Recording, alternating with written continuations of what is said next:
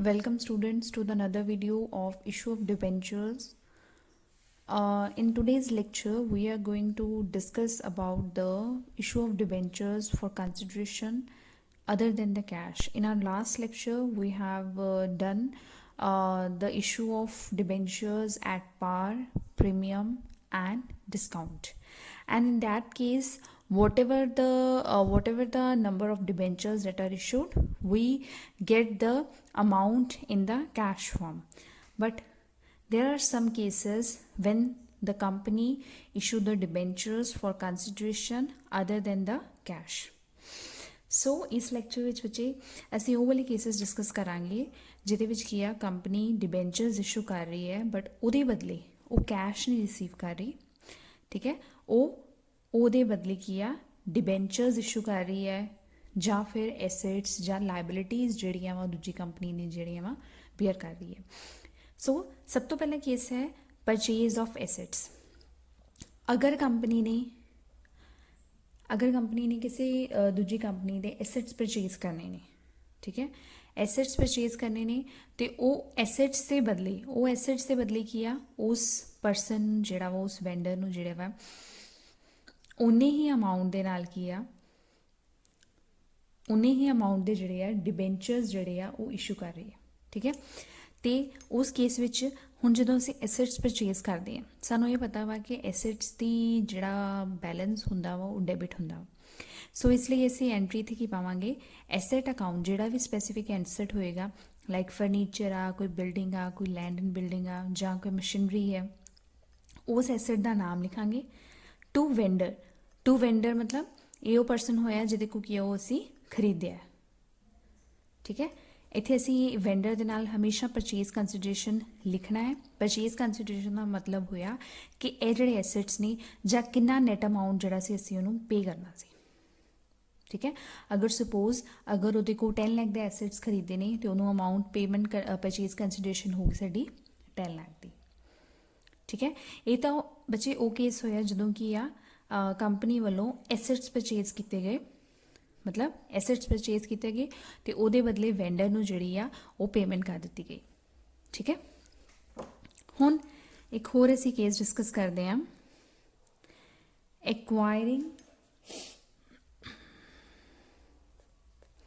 acquiring the business।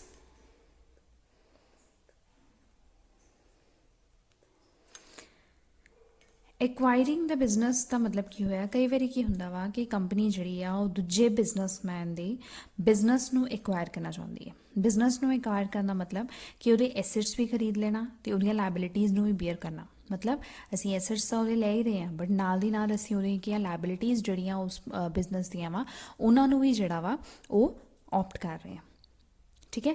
ਉਸ case ਵਿੱਚ ਹੁਣ ਐਂਟਰੀ ਕੀ ਪਏਗੀ, ਸਭ ਤੋਂ ਪਹਿਲਾਂ ਤਾਂ ਐਸੈਟਸ ਅਸੀਂ ਖਰੀਦੇ ਨੇ, ਸੋ ਇੱਥੇ ਅਸੀਂ ਲਿਖਾਂਗੇ ਐਸੈਟਸ ਅਕਾਊਂਟ ਡੈਬਿਟ, ਠੀਕ ਹੈ।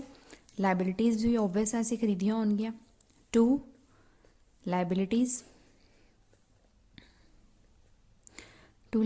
Account, clear. ਹੁਣ ਹੋ ਸਕਦਾ ਵਾ ਕਿ ਕਈ ਵਾਰੀ ਕੀ ਹੋਵੇ ਐਸੈਟਸ ਦਾ ਅਮਾਊਂਟ ਜ਼ਿਆਦਾ ਹੋਵੇ ਅਤੇ ਲਾਇਬਿਲਿਟੀਜ਼ ਦਾ ਅਮਾਊਂਟ ਕੀ ਆ ਘੱਟ ਹੋਵੇ। ਸਪੋਜ਼ ਅਸੀਂ ਕਰ ਲੈਂਦੇ ਹਾਂ ਕਿ ਐਸੈਟਸ ਜਿਹੜੇ ਆ ਉਹ ਹੈਗੇ ਆ 10 ਲੱਖ ਦੇ, ਠੀਕ ਹੈ, ਅਤੇ ਲਾਇਬਿਲਿਟੀਜ਼ ਹੈਗੀਆਂ ਵਾ 2 ਲੱਖ ਦੀਆਂ। ਇਹਦਾ ਮਤਲਬ ਕਿ ਜਿਹੜਾ ਨੈਟ ਅਮਾਊਂਟ ਟੂ ਵੈਂਡਰ ਨੂੰ ਪੇ ਕਰਨਾ ਵਾ that is called the net purchase consideration ਉਹ ਕਿੰਨਾ ਅਮਾਊਂਟ ਹੋ ਗਿਆ ਟੂ ਵੈਂਡਰ ਅਕਾਊਂਟ 8 ਲੱਖ। ਸਾਨੂੰ ਇਹ ਪਰਚੇਜ਼ ਕੰਸੀਡਰੇਸ਼ਨ ਦਾ ਪਤਾ ਹੋਣਾ ਚਾਹੀਦਾ ਕਿ ਇਹ ਕੀ ਹੈ, ਇਹ agreed value of all assets taken minus the sign ਹੈ ਇਹਦੇ ਵਿੱਚੋਂ ਮਾਈਨਸ ਕਰਨਾ ਵਾ agreed value of liabilities assumed। ਮਤਲਬ ਜਿੰਨੀਆਂ ਉਹਨਾਂ ਨੇ ਲਾਇਬਿਲਿਟੀਜ਼ ਲਿੱਤੀਆਂ ਵਾ ਅਤੇ ਜਿੰਨਾ ਉਹਨਾਂ ਨੇ ਐਸੈਟਸ ਜਿਹੜੇ ਆ ਉਹ ਲਏ ਨੇ ਉਹਨਾਂ ਦਾ ਜਿਹੜਾ ਡਿਫਰੈਂਸ ਹੋਏਗਾ that is the purchase consideration, clear. So ਇਹ ਤਾਂ ਹੋ ਗਿਆ ਜਦੋਂ ਐਸੈਟਸ ਨੂੰ ਅਸੀਂ ਬੀਅਰ ਕਰ ਲਿਆ, ਲਾਇਬਿਲਿਟੀਜ਼ ਨੂੰ ਵੀ, ਤੇ ਵੈਂਡਰ ਨੂੰ ਜਿਹੜੀ ਆ ਉਹ ਨੈਟ ਅਮਾਊਂਟ ਪੇ ਕਰ ਦਿੱਤੀ। ਹੁਣ ਕਈ ਵਾਰੀ ਕੀ ਹੁੰਦਾ ਹੈ ਕਿ ਪਰਚੇਜ਼ ਕੰਸੀਡਰੇਸ਼ਨ ਸਾਨੂੰ ਕੀ ਹੈ ਪਹਿਲੋਂ ਹੀ ਦਿੱਤੀ ਗਈ ਹੁੰਦੀ ਹੈ, ਠੀਕ ਹੈ, ਕਿ ਵੈਂਡਰ ਨੂੰ ਕੈਸ਼ ਪੇਮੈਂਟ ਕਿੰਨੀ ਕੀਤੀ ਹੈ, ਠੀਕ ਹੈ। ਸਪੋਜ਼ ਅਗਰ ਸਾਨੂੰ ਇਫ ਪਰਚੇਜ਼ ਕੰਸੀਡਰੇਸ਼ਨ ਸਾਨੂੰ ਦਿੱਤੀ ਹੋਈ ਹੈ, if purchase consideration given is 12 lakh, ठीक है। एसेट्स ਜਿਹੜੇ ਅਸੀਂ ਲਏ ਨੇ ਉਹ ਲਏ ਨੇ 10 ਲੱਖ ਦੇ, ਲਾਇਬਿਲਿਟੀਜ਼ ਅਸੀਂ ਸੇਮ ਅਸਿਊਮ ਕਰ ਲੈਂਦੇ ਆ 2 ਲੱਖ ਦੀਆਂ ਲਈਆਂ ਨੇ, ਠੀਕ ਹੈ। ਸੋ ਇਸ ਕੇਸ ਵਿੱਚ ਕੀ ਹੈ, ਫਸਟ ਕੇਸ ਹੈ, ਇਸ ਕੇਸ ਵਿੱਚ ਕੀ ਹੈ, ਐਂਟਰੀ ਕਿੱਦਾਂ ਪਏਗੀ ਸਾਡੀ, asset account, asset account debit with amount 10 lakh to liabilities account 2 lakh to vendor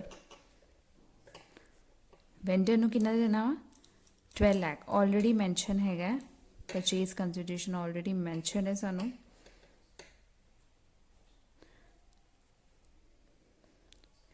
ਹੁਣ ਦੇਖੋ ਬੱਚੇ, ਇਹ ਕ੍ਰੈਡਿਟ ਸਾਈਡ ਜਿਹੜੀ ਹੈ ਉਹ ਸ਼ੋ ਕਰ ਰਹੀ ਹੈ 14 ਲੱਖ, ਜਦੋਂ ਕਿ ਐਸੈਟਸ ਅਸੀਂ ਜਿਹੜੇ ਆ ਉਹ 10 ਲੱਖ ਦੇ ਲਏ ਨੇ।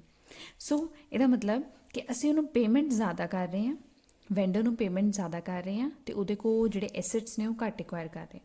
ਹੁਣ ਅਸੀਂ ਕਿਉਂ ਉਸ ਪਰਸਨ ਨੂੰ ਜ਼ਿਆਦਾ ਪੇਮੈਂਟ ਕਰ ਰਹੇ ਹਾਂ, ਅਸੀਂ ਉਸ ਪਰਸਨ ਨੂੰ ਕਿਉਂ ਜ਼ਿਆਦਾ ਪੇਮੈਂਟ ਕਰ ਰਹੇ ਹਾਂ, ਜਦੋਂ ਕਿ ਉਹਦੀਆਂ ਲਾਇਬਿਲਿਟੀਜ਼ ਕਿੰਨੀਆਂ ਵਾ ਅਤੇ ਉਹਨੂੰ ਵੈਂਡਰ ਨੂੰ ਕਿੰਨੀ ਕੈਸ਼ ਪੇਮੈਂਟ ਆ, ਜਾਂ ਐਸੈਟਸ ਦੀ ਵੈਲਿਊ ਘੱਟ ਹੈ, ਅਸੀਂ ਉਹ ਪੇਮੈਂਟ ਉਹਨੂੰ ਇਸ ਕਰਕੇ ਕਰ ਰਹੇ ਹਾਂ। ਉਹ ਪੇਮੈਂਟ ਜਿਹੜੀ ਐਕਸਟਰਾ ਹੁੰਦੀ ਆ that is due to the goodwill of that business. So ਇੱਥੇ ਅਸੀਂ ਲਿਖਾਂਗੇ goodwill account, goodwill account debit. Goodwill ਕਿੰਨੇ ਦੀ ਹੋਏਗੀ, 12 + 2 14, 10 ਦੇ ਹੋ ਗਏ ਐਸੈਟਸ, ਅਤੇ 4 ਲੱਖ ਦੀ ਜਿਹੜੀ ਆ ਗੁੱਡਵਿਲ ਆ ਗਈ। ਸੋ ਇਹ ਕੀ ਇੱਕ ਹਿਸਾਬ ਨਾਲ ਇੱਕ ਬੈਲੈਂਸਿੰਗ ਫਿਗਰ ਜਿਹੜੀ ਹੈ ਬਣੀ ਹੈ in between the assets and the liabilities and the purchase consideration. Similarly ਕਈ ਵਾਰੀ ਕੀ ਹੁੰਦਾ ਹੈ ਕਿ ਐਸੈਟਸ ਜਿਹੜੇ ਆ ਅਗਰ ਸਪੋਜ਼ ਸਾਨੂੰ ਪਰਚੇਜ਼ ਕੰਸੀਡਰੇਸ਼ਨ ਦਿੱਤੀ ਹੈ, if purchase consideration is 8 lakh, assets ਸਾਨੂੰ ਦਿੱਤੇ ਗਏ ਨੇ, ਐਸੈਟਸ ਸਾਨੂੰ ਦਿੱਤੇ ਗਏ ਨੇ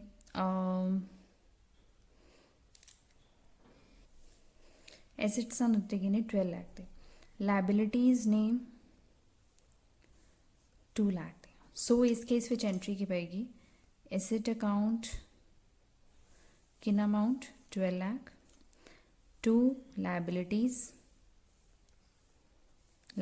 ਕਿੰਨੀਆਂ 2 ਲੱਖ ਟੂ ਵੈਂਡਰ 8 ਲੱਖ। ਹੁਣ ਦੇਖੋ ਬੱਚੇ, ਅਮਾਊਂਟ ਜਿਹੜਾ ਵਾ ਉਹ ਐਸੈਟਸ ਅਸੀਂ ਜ਼ਿਆਦਾ ਐਕਵਾਇਰ ਕਰ ਰਹੇ ਹਾਂ, ਬਟ ਪੇਮੈਂਟ ਅਸੀਂ ਘੱਟ ਕਰ ਰਹੇ ਹਾਂ, ਠੀਕ ਹੈ। ਐਸੈਟਸ ਅਸੀਂ ਜ਼ਿਆਦਾ ਐਕਵਾਇਰ ਕੀਤੇ ਨੇ, ਬਟ ਜਿਹੜੀ ਪੇਮੈਂਟ ਹੈ ਅਸੀਂ ਘੱਟ ਕੀਤੀ ਹੈ। ਸੋ ਜਿਹੜਾ ਇਹਦੇ ਵਿੱਚ ਬੈਲੈਂਸਿੰਗ ਫਿਗਰ ਆਈ ਉਹਨੂੰ ਅਸੀਂ ਲਿਖਾਂਗੇ ਟੂ ਕੈਪੀਟਲ ਰਿਜ਼ਰਵ। ਅਸੀਂ ਕੁਛ ਅਮਾਊਂਟ ਜਿਹੜਾ ਵਾ ਰਿਜ਼ਰਵ ਵਿੱਚ ਰੱਖ ਰਹੇ ਹਾਂ। ਰਿਜ਼ਰਵ ਵਿੱਚ ਕਿੰਨਾ ਅਮਾਊਂਟ ਆ ਗਿਆ 2 ਲੱਖ। ਸੋ ਇੱਧਰ ਇਹ ਗੁੱਡਵਿਲ ਹੋ ਗਈ, ਇੱਧਰ ਇਹ ਕੈਪੀਟਲ ਰਿਜ਼ਰਵ।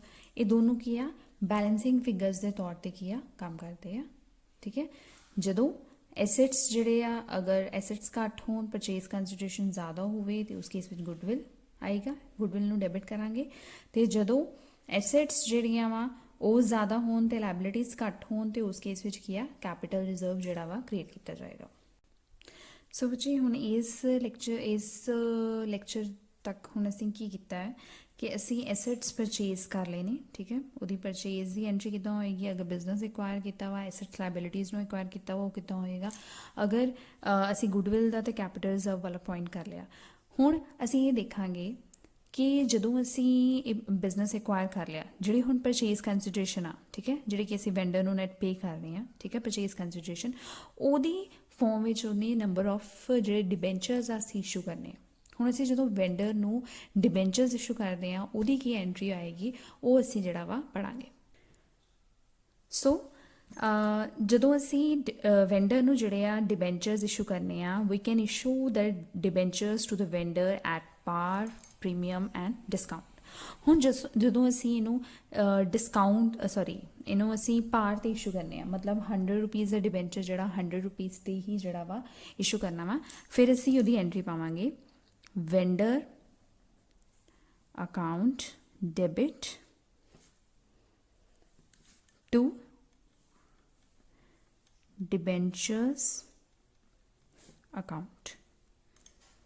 ਹੁਣ ਇਹ ਜਿਹੜੇ ਡਿਬੈਂਚਰਸ ਹੋਣਗੇ ਇਹ ਹੋਣਗੇ ਪਰਚੇਜ਼ ਕੰਸੀਡਰੇਸ਼ਨ ਵਿਦ ਪਰਚੇਜ਼, ਜਿੰਨੀ ਪਰਚੇਜ਼ ਕੰਸੀਡਰੇਸ਼ਨ ਅਸੀਂ ਉਹਨੂੰ ਪੇ ਕਰਨੀ ਹੈ, ਮਤਲਬ ਇਨ ਕੈਸ਼ ਫਾਰਮ ਵਿੱਚ ਉਨੀ ਨੰਬਰ ਆਫ ਡਿਬੈਂਚਰਸ ਇਸ਼ੂ ਕਰ ਦਾਂਗੇ ਅਸੀਂ ਵਿਦ ਪਰਚੇਜ਼ ਕੰਸੀਡਰੇਸ਼ਨ। ਕਲੀਅਰ? ਇਹ ਤਾਂ ਹੋ ਗਿਆ ਕੇਸ ਜਦੋਂ ਅਸੀਂ ਡਿਬੈਂਚਰਸ ਇਸ਼ੂ ਕੀਤੇ ਐਟ ਪਾਰ। ਹੁਣ ਨੈਕਸਟ ਹੈ issue of debentures at premium, ਜਦੋਂ ਅਸੀਂ ਪ੍ਰੀਮੀਅਮ ਤੇ ਇਸ਼ੂ ਕਰਦੇ ਹਾਂ, ਮਤਲਬ 100 ਵਾਲਾ ਡਿਬੈਂਚਰ 120 ਤੇ 130 150 ਜਿੰਨੇ ਤੇ ਵੀ ਕਰਨਾ, ਠੀਕ ਹੈ। ਐਂਟਰੀ ਕੀ ਹੋਏਗੀ? Vendor account debit to debentures account to security premium reserve account, ਠੀਕ ਹੈ। ਇਹ ਜਿਹੜੇ ਡਿਬੈਂਚਰਸ ਹੋਣਗੇ ਇਹ ਹੋਣਗੇ ਵਿਦ ਪਰਚੇਜ਼ ਕੰਸੀਡਰੇਸ਼ਨ ਤੇ ਹੀ ਅਸੀਂ ਕਰਦੇ ਪਏ ਹਾਂ, ਵਿਦ ਪਰਚੇਜ਼ ਕੰਸੀਡਰੇਸ਼ਨ। ਇਹ ਜਿਹੜੀ ਡਿਬੈਂਚਰਸ ਦੀ ਵੈਲਿਊ ਹੋਏਗੀ ਇਹ ਹੋਏਗਾ ਸਿਕਿਉਰਿਟੀ ਪ੍ਰੀਮੀਅਮ।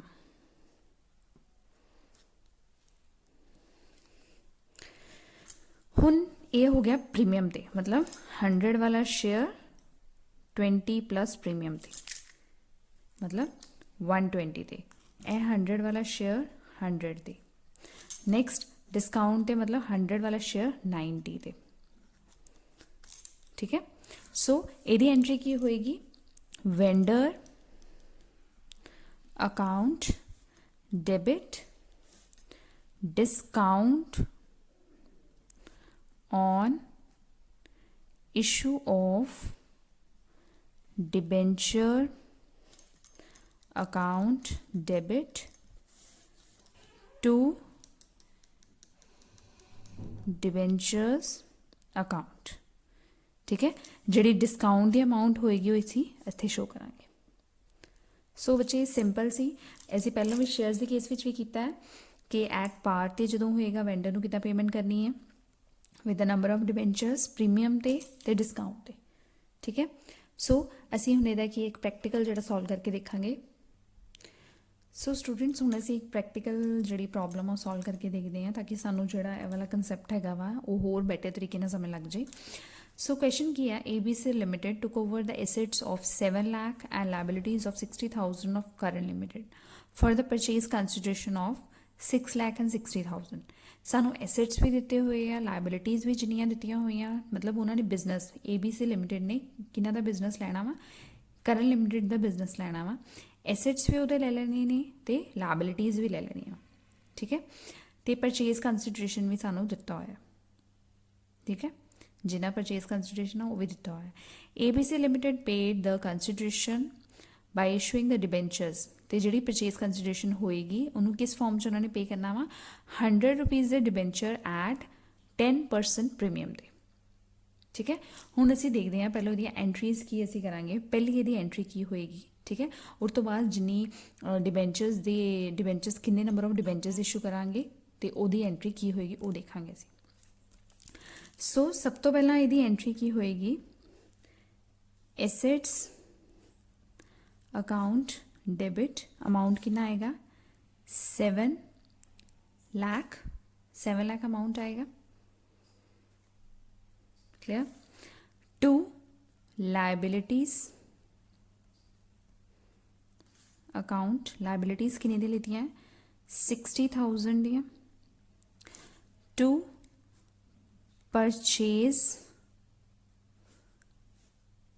ਪਰਚੇਜ਼ ਕੰਸੀਡਰੇਸ਼ਨ, ਇੱਥੇ ਬਟ ਪਰਚੇਜ਼ ਕੰਸੀਡਰੇਸ਼ਨ ਨਹੀਂ ਇੱਥੇ ਲਿਖਾਂਗੇ, ਇੱਥੇ ਲਿਖਾਂਗੇ ਅਸੀਂ ਟੂ ਕਰਨ ਲਿਮਿਟਿਡ ਅਕਾਊਂਟ इत्थे अमाउंट कितना आएगा 6,60,000। ये की है साडा परचेज कंसिडरेशन है।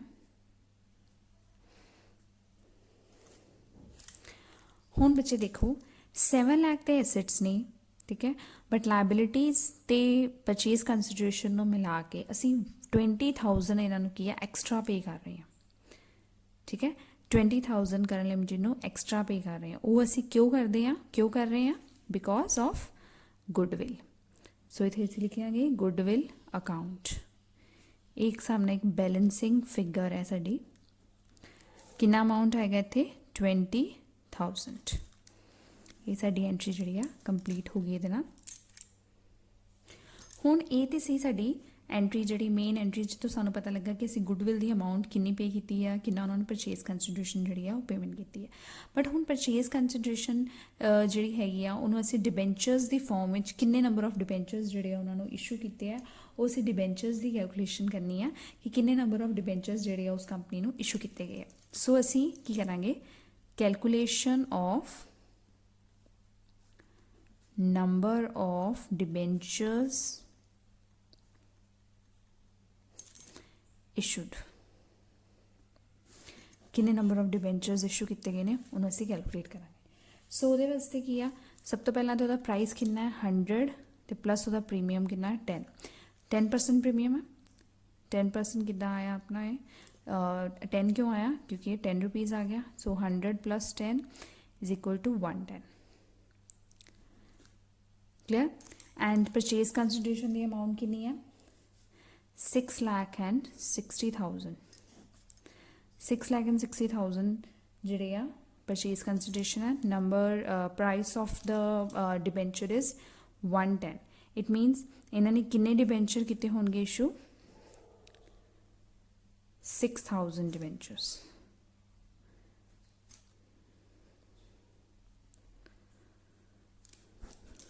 at 110 rupees premium. सो यदि एंट्री की आएगी, हम सानू पता लग गया कि नंबर ऑफ डिबेंचर्स किन्ने इशू हुए ने वो असीं कढ ले। हुण यदि एंट्री की आएगी ये विच ये आएगा वर्किंग नोट्स विच, ठीक है। ये वर्किंग नोट्स विच तुसीं कैलकुलेशन करनी है दी। हुण वर्किंग नोट्स विच कैलकुलेशन जिहड़ी आ वो मैं तुहानूं इत्थे इन बिटवीन तां कीती है ताकि तुहानूं एक लिंक ना तुहाडा टुटे, ठीक है। तुहानूं एक कंटिन्यूटी विच क्वेश्चन जिहड़ा प्रॉपरली समझ लग जाए, बट इन्हूं तुसीं वर्किंग नोट्स च लिखना, ठीक है। और तो बाद यह वर्किंग नोट वाला एरिया है। और तो बाद ये जिहड़ी एंट्री साडी पेगी वो पेगी Karan limited account debit to debentures account to security premium reserve account. So इतने टोटल अमाउंट कितना आएगा 6,000 डिबेंचर्स ने विद 110। इट मीनस 6,60,000 अमाउंट आएगा। डिबेंचर्स जिहड़े इशू हुए ने वो एट 100 हुए ने। सिक्योरिटी प्रीमियम जिहड़ा वा 6,000 एट ₹10 है। सो इत्थे अमाउंट आ जाएगा 6 लाख, इत्थे अमाउंट आ जाएगा 60,000। इहदे नाल कि अपना क्वेश्चन जिहड़ा वा कंप्लीट हो गया, ठीक है। इहदे विच असीं की देखिया गुडविल दा अमाउंट, एक गुडविल जिहड़ी बैलेंसिंग फिगर किदां आई, ठीक है। परचेज कंसिडरेशन उहदे विचों नंबर ऑफ जिहड़े डिबेंचर्स ने इशू किए गए ने वो किदां असीं कैलकुलेट कीते ने ते उहदी एंट्री किदां पैनी है। आई होप तुहानूं समझ लग रहा होएगा। सो नैक्सट बच्चे एक असीं हो प्रैक्टिकल जिहड़ा वा इसे क्वेश्चन इसे जिहड़ा टॉपिक नाल रिलेटेड जिहड़ा वा एक डिस्कस कर लैंदे आ ताकि तुहानूं होर अंडरस्टैंडिंग जिहड़ी इस टॉपिक दे रिगार्डिंग हो जाए। सो सैकेंड प्रैक्टिकल विच देखो कि क्या उन्होंने Akash Limited purchased assets of ₹5,20,000 and took over the liabilities of ₹50,000। मतलब assets किन्ने acquire कीते ने, liabilities किन्नियां acquire कीतियां वो दस्सिया होया at an agreed value of ₹4,50,000 from Raman Limited। Akash Limited issued 12% debentures of ₹100 each at 25% premium in full satisfaction of the purchase consideration. So purchase consideration जिहड़ी है सानू दित्ती हुई इत्थे 4,50,000. एसेट्स भी दित्ते हुए ने, लाइबिलिटीज़ भी दित्तियां हुई, परचेज कंसिडरेशन भी दिता होया, ठीक है. असीं इहनूं की आ इहदी एंट्री देखांगे कि किद्दां होएगी. सो इहदे विच सब तो पहलां की असीं करांगे, एसेट्स लिखांगे. Assets account debit with the amount 5,20,000. Clear? Next असीं इत्थे लिखांगे to liabilities account with the amount 50,000 to Raman Limited account 4,50,000. So 4,50,000 plus 50,000 ये कितना हो गया अपना 5 लाख. बट एसेट्स की वैल्यू जी है 5,20,000 है, ठीक है.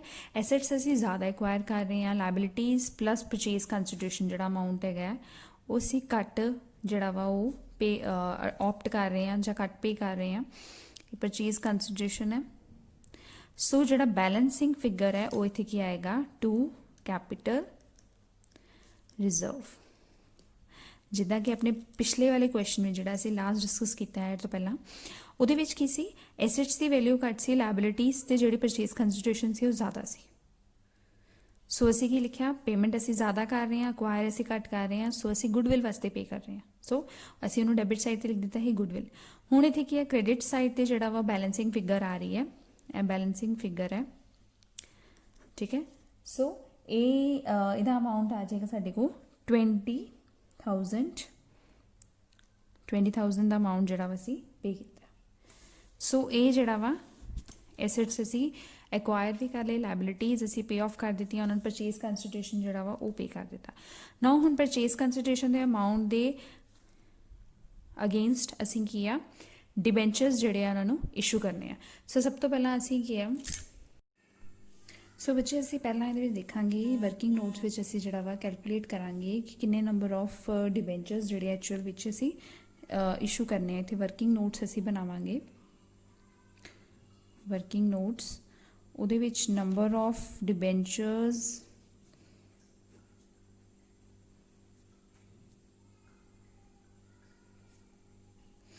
इशूड जिहड़े आ कैलकुलेट करांगे. उहदे अगेंस्ट वो किहदे अगेंस्ट असीं करदे हां, परचेज कंसिडरेशन दे अगेंस्ट करदे हां. परचेज कंसिडरेशन हैगी साडी 4,50,000. सो 4,50,000 दी जिहड़ी है परचेज कंसिडरेशन है. असीं क्वेश्चन विच देखिया वा कि 100 रुपीज़ दा डिबेंचर 25% प्रीमियम तो दे रहा है. इहदा मतलब 100 दा 25% is equal to 25. It means 100 दा नहीं, वो 125 दा पै रहा सानूं. सो इत्थे 125 लिखांगे. किन्ने नंबर ऑफ शेयर्स जिहड़े बनदे ने, ये बनदे ने साडे अप्रॉक्सीमेटली 3600 डिबेंचर्स जिहड़े असीं इशू करन जा रहे हैं. सो इत्थे एंट्री की पेगी, किन्नू इशू हो रहे ने, रमन नू इशू हो रहे ने, क्योंकि रमन का बिजनेस जिहड़ा असीं एक्वायर कर रहे हैं. सो असीं इत्थे लिखांगे रमन लिमिटेड अकाउंट टू किहड़े डिबेंचर्स ने, 12% debentures account to security premium reserve account, ठीक है. सो इत्थे की है, रमन नू किन्ने डिबेंचर्स जिहड़े असीं किन्नी परचेज कंसिडरेशन जी दे अगेंस्ट की असीं डिबेंचर्स इशू कर रहे हैं, 4,50,000 दी जिहड़ी आ वो परचेज कंसिडरेशन सी, ठीक है. डिबेंचर्स जिहड़े असीं इशू कीते हैं, डिबेंचर्स असीं 3600 इशू कीते हैं 125 दे according. 3600 debentures at 100 rupees and 3600 debentures at 25 ਜਿਹੜਾ ਵਾ ਉਹ ਇੱਥੇ ਅਮਾਊਂਟ ਆਏਗਾ against security premium and against the debentures. So I hope ਜਿਹੜਾ ਵਾ ਇਹਦੇ ਨਾਲ ਇਹ ਵਾਲਾ issue of debentures other than the cash ਜਿਹੜਾ ਟੌਪਿਕ ਤੁਹਾਨੂੰ ਕਲੀਅਰ ਹੋ ਗਿਆ ਹੋਵੇ, ਠੀਕ ਹੈ. ਅਗਰ ਬੱਚੇ ਕੋਈ ਪ੍ਰੋਬਲਮ ਆਉਂਦੀ ਹੈ ਦੈਨ ਤੁਸੀਂ ਮੈਨੂੰ ਦੱਸ ਸਕਦੇ ਹੋ. ਓਕੇ ਬੱਚੇ, ਥੈਂਕ ਯੂ ਸੋ ਮਚ.